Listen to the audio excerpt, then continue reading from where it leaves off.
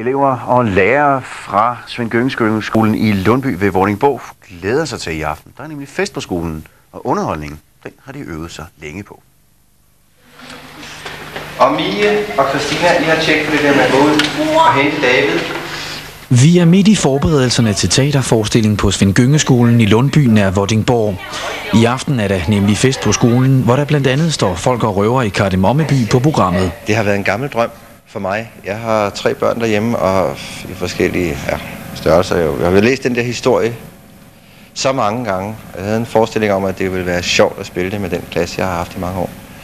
Fordi vi har en god klasse her, der er dygtige til at synge og dygtige til at spille. Så det vil være sjovt at lave det sammen med dem. Mm. Men I har jo været igennem, kan vi i hvert fald se, store forberedelser. Fine kulisser og den slags, og vel også en masse træning. Hvordan er den proces? Vi har de sidste par måneder har vi brugt en del tid, brugt nogle danstimer og sløjttimer, musiktimer, og har øvet og spillet og lavet kulisser osv. Og i det tidlige forår havde vi en hel uge, hvor vi udelukkende arbejdede med kulisser og sang og musik, og den måde, det kommer op at stå på. Børnene synes, det er smadret sjovt at lave teater, også selvom nogen må nøjes med at være dyr, som slet ikke kan tale. Jeg er løve. Du er en løve? Ja. Hvordan har du det med at have alt det der på? Er det ikke smadret varmt? Nej, ikke sådan specielt, men jeg er lidt anspændt, når det er, hvad sådan skal til. Hvad skal du sige derinde? Jeg skal ikke sådan sige rigtig noget. Bare brøle nogle gange og sådan noget. Det er fordi en løve ikke kan snakke, eller? Ja, det er det.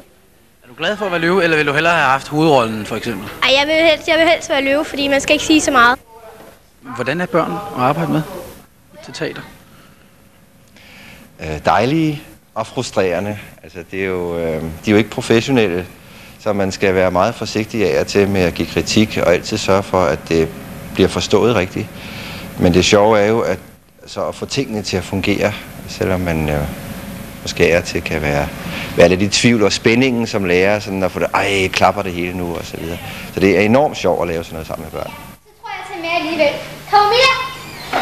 Du bliver nødt til at tage med til festen alligevel. Yeah! Så stille, unge, og gå op og vaske dig. Så kommer vi om et øjeblik, Tusind tak! Generalprøven er gået godt, men hvad med nerverne? Der må du hellere spørge børnene. Vi er jo ved at være så garvede, så vi bliver ikke nervøse mere. Vi har prøvet det i mange år.